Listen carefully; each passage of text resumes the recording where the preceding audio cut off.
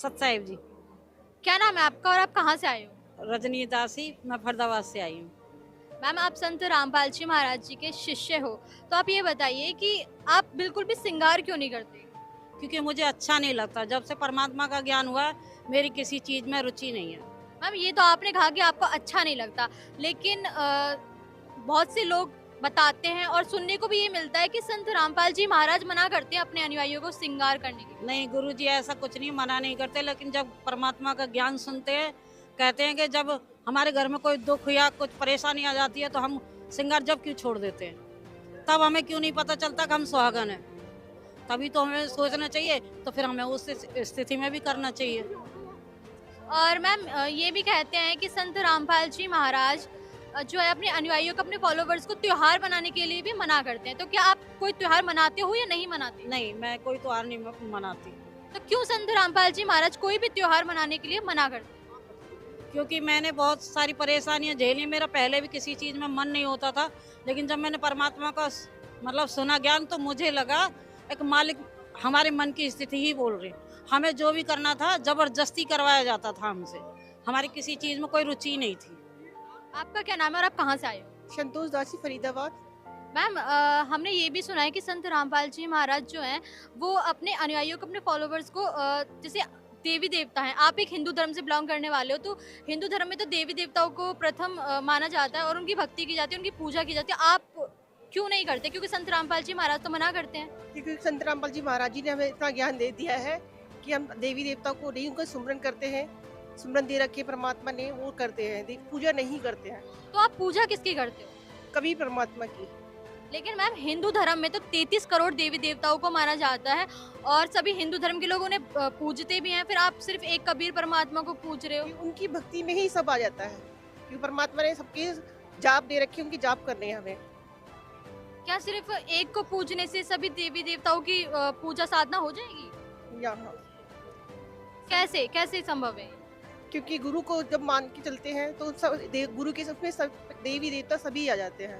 Ma'am एक सवाल और है ये कि जैसे आपने संत रामपाल जी महाराज से नाम उपदेश लिया, क्या आपके मन में कभी ये नहीं आया कि मैंने सिर्फ संत रामपाल जी महाराज से क्यों लिया? दुनिया भर में, देश भर में इतने सारे गुरु हैं, इतने सारे बड़े बड़े मंडलेश्वर हैं, कभी उनसे भी उनका ज्ञान सुनना चाहिए, उनका उनसे नाम उपदेश लेना चाहिए कि सिर्फ संत रामपाल जी महाराज जी क्यों?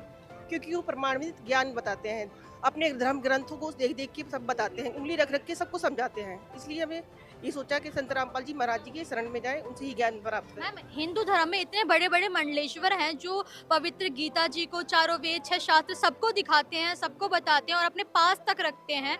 और यू नो कि मतलब उनके पास हम वो एक वेल नोन भी है, मतलब बहुत सारे लोग उन्हें जानते हैं और उनके करोड़ों में फॉलोवर्स भी हैं। तो फिर उनको क्यों नहीं आपने चुना? क्यों संत रामपाल जी महाराज को ही चुना? क्योंकि हम उन्हीं से ही ज्ञान प्राप्त करना चाहते थे, इनसे आगे नहीं। तो क्या संत रामपाल जी महाराज जो भी भक्ति साधना देते हैं वो सबसे बढ़कर है क्या? उससे जो जैसे कहते हैं हिंदू धर्म में कि जो लोग भक्ति करते हैं एक मोक्ष प्राप्त करने के लिए, तो क्या उनकी भक्ति से मोक्ष हो जाएगा? हाँ, गारंटी से मोक्ष होगा, क्योंकि हमारे जो गीता जी में है वो मंत्र का जाप देते हैं, उसी में से ही गुरु जी ने सब बता रखा है। आगे से अपनी तरफ से कुछ नहीं देते, सारे उसी में से देते हैं, अपने धर्म ग्रंथों में से ही। सॉरी मैम आपका नाम क्या है और आप कहाँ से आए हो? रानी दासी, फरीदाबाद से। मैम आपको संत रामपाल जी महाराज का जो ज्ञान है वो कैसा लगा? मेरे को बहुत अच्छा लगा, मेरी बहुत तबीयत खराब रहती थी, मेरे पे बहुत बाधा थी, उनसे मुक्त हुए। क्या संत रामपाल जी महाराज से नाम उपदेश लेने के बाद आपके जो कष्ट थे या आपको जो भी प्रॉब्लम थी वो ठीक हो गई? हाँ, सारे कष्ट कटे। मैंने बरवाला से नाम लिया था, गुरुजी का आशीर्वाद मिला, इस दिन से मैं ठीक रहती। मैम आप बताइए कि संत रामपाल जी महाराज से नाम उपदेश लेने के बाद बहुत सारे लोग बताते हैं, संत रामपाल जी महाराज जो फॉलोवर्स हैं वो बताते हैं कि उनको लाभ हुए, ये लाभ हुए, बहुत बड़े बड़े लाभ भी बताते हैं। क्या ये सच में लाभ होते हैं या फिर हाँ नहीं? जी, बहुत अच्छे से सबको लाभ होते हैं। बस यही है, परमात्मा का अपनी मर्यादा में रह के भक्ति करो, किसी बात का कोई वो नहीं करो, किसी की बुराई है या किसी की चुगली चाटी, किसी से कोई मतलब ऐसा मत रखो, बस खाली अपनी भक्ति से मर्यादा से मतलब रखो। अब बाकी मैं अपने रिश्तेदार, बहन, भाई, सबके लिए परमात्मा मैं आने के लिए ही बोलती हूँ। मैं तो कहती हूँ जैसे उन्होंने मेरे दुख देखे और आज मैं सुखी हूँ, तो वो भी मुझे देख के आए।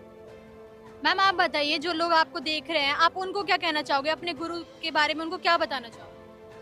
उनके बारे में यही बताना चाहते हैं, जैसे हम हमको सुख प्राप्त हुए हैं वैसे वो भी अपनी मर्यादा में आके भक्ति करें, संत रामपाल जी महाराज जी से अपना वो लें, नाम दीक्षा लें और अपने दुखों को दूर करें। जैसे हमारे दुख दूर है परमात्मा उनके भी दुख दूर करेंगे। अगर किसी को संत रामपाल जी महाराज के बारे में जानना या उनका सत्संग सुनना है या कुछ भी उनके बारे में इंफॉर्मेशन लेनी है, वो कैसे ले? साधना टीवी पे सत्संग आता है, उसमें नीचे दी गई लाइनों में नंबर आते हैं, उसको नंबर को कहते हैं डायल कीजिए, उसको आश्रम का नाम दिया जाएगा, उसमें आप कॉल करिए। सत्संग कब आता है, टाइम बताइए। शाम को 7:30 बजे। ठीक है मैम, थैंक यू। सत साहिब जी। सत्संग